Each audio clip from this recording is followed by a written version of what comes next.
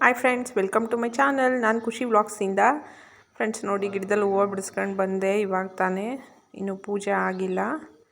ಇವತ್ತೊಂದು ನಿಮಗೆ ಒಂದು ಉಪಯುಕ್ತಕರ ಮಾಹಿತಿ ತಂದಿದ್ದೀನಿ ಈ ವಿಡಿಯೋದಲ್ಲಿ. ನೋಡಿ ಗಿಡದಲ್ಲಿ ಎಷ್ಟೊಂದು ಹೂವು ಬಿಟ್ಟಿದೆ. ರಂಗೋಲಿ ಹಾಕಿದ್ದೀನಿ ಬಾಗಿಲಲ್ಲಿ. ನೋಡಿ ಹೂವು ಎಷ್ಟು ಚೆನ್ನಾಗಿ ಬಿಟ್ಟಿದ್ದಾವೆ.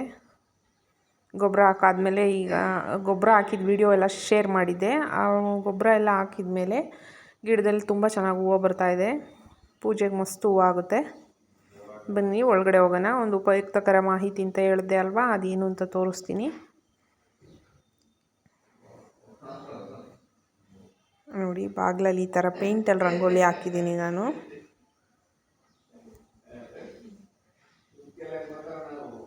ನೋಡಿ ಫ್ರೆಂಡ್ಸ್, ಇದೇನು ಗೊತ್ತಾ, ಬೆಣ್ಣೆ ನಾನು ಓನಾಗಿ ತೆಗ್ದಿರೋದು. ಕೆನೆ ಸ್ಟೋರ್ ಮಾಡಿಬಿಟ್ಟು ಬೆಣ್ಣೆ ತೆಗ್ದಿರೋದು. ನೋಡಿ, ಹಾಲಲ್ಲಿ ಈ ಥರ ಕೆನೆ ಬರುತ್ತಲ್ವಾ, ನೋಡಿ ಆ ಕೆನೆನೆಲ್ಲ ತೆಗೆದ್ಬಿಟ್ಟು ಒಂದು ಬಾಕ್ಸಿಗೆ ಸ್ಟೋರ್ ಮಾಡಿ ಇಟ್ಕೊತೀನಿ. ನೋಡಿ ಅಲ್ಲಿ ತೆಗಿತಾ ಇದ್ದೀನಲ್ವಾ, ನಾನು ಮಾಮೂಲಿ ಪ್ಯಾಕೆಟಲ್ಲಿ ಹಾಕಿಸ್ಕೊಳ್ಳೋದು ಮನೆಗೆ. ಆ ಬಂದಂಥ ಕೆನೆನೆಲ್ಲ ಈ ಥರ ಸ್ಟೋರ್ ಮಾಡಿ ಒಂದು ಬಾಕ್ಸಲ್ಲಿ ಫ್ರಿಜ್ಜಲ್ಲಿ ಇಟ್ಕೊತೀನಿ.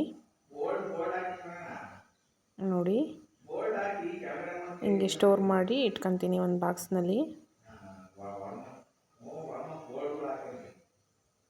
ಆ ಸ್ಟೋರ್ ಮಾಡಿ ಇಟ್ಕೊಂಡಂಥ ಕೆನೆಗೆ 1-2 ಸ್ಪೂನು ಮೊಸರು, ಅಂದರೆ ಫಸ್ಟ್ ಟೈಮ್ ಕೆನೆ ತೆಗ್ದಿದ್ದ ದಿನ ಮಾತ್ರ 1-2 ಸ್ಪೂನ್ ಮೊಸರು ಹಾಕ್ಬಿಟ್ಟು ಕ್ಲೋಸ್ ಮಾಡಿ ಫ್ರಿಜ್ಜಲ್ಲಿ ಇಡೋದು. ವೀಕ್ಲಿ ಒಂದು ಸರಿ ಅದು ಬಾಕ್ಸ್ ತುಂಬೋಗುತ್ತೆ. ನಾನು ಮನೇಲಿ 1 ಲೀಟ್ರ್ ಹಾಲು ಹಾಕಿಸ್ಕೊಳ್ಳೋದು.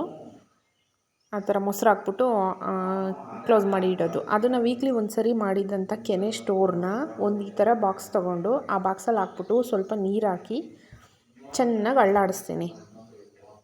ಮಜ್ಜಿಗೆ ಕಡಿತಾರೆ ಅಂತಾರಲ್ವ, ಆ ಥರ ಅಳ್ಳಾಡಿಸ್ಬಿಟ್ಟು ಆಮೇಲೆ ಈ ಥರ ಇದು ಮಾಡಿದ್ರೆ ಬೆಣ್ಣೆ ಎಲ್ಲ ಮೇಲ್ಗಡೆ ಈ ಥರ ಬಂದಿರುತ್ತೆ. ಆ ಬೆಣ್ಣೆನಲ್ಲಿ ನಾನು ತುಪ್ಪ ಕಾಯಿಸ್ಕೊಳ್ಳೋದು. ನಾನು ತುಪ್ಪ ಅಂಗಡಿನಲ್ಲಿ ತರಲ್ಲ. ಅಕಸ್ಮಾತ್ ಮನೆಯಲ್ಲಿ ಬೆಣ್ಣೆ ಇಲ್ಲ, ಸ್ವಲ್ಪ ತುಪ್ಪ ಜಾಸ್ತಿ ಬೇಕು ಅಂತ ಅಂದಾಗ ಯಾರಾದರೂ ದನಗಳು, ಹಸು ಕರುಗಳು ಸಾಕಿರ್ತಾರಲ್ವ, ಹಾಲು ಕೊಡೋ ಅಂಥ ಮನೆಗಳಿದ್ದಾವೆ ಇಲ್ಲಿ, ಅವ್ರ ಹತ್ರ ಬೆಣ್ಣೆ ತರಿಸ್ಕೊಂಡು ತುಪ್ಪ ಕಾಯಿಸ್ಕೊತೀನಿ. ಇಲ್ಲ ಅಂತಂದ್ರೆ ನಾನು ಒಟ್ಟಾರೆ ಈ ಥರ ತಕ್ಕೊಳ್ಳೋದ್ರಿಂದ 15 ದಿವಸಕ್ಕೊಂದ್ಸರಿ ತುಪ್ಪ ಕಾಯಿಸ್ಕೊತೀನಿ. ತಿಂಡಿಗೆ ಚಿತ್ರಾನ್ನ ರೆಡಿಯಾಗಿದೆ. ಸಾಂಬಾರಿಗೆ ಬೆಂಡೆಕಾಯಿ ಹುರಿದಿಟ್ಟಿದ್ದೀನಿ. ಸಾಂಬಾರು ಒಂದು ಕಡೆ ರೆಡಿ ಮಾಡೋಕ್ಕೆ ಇಟ್ಟಿದ್ದೀನಿ. ಸಾಂಬಾರು ಆಗ್ತಾಯಿದೆ.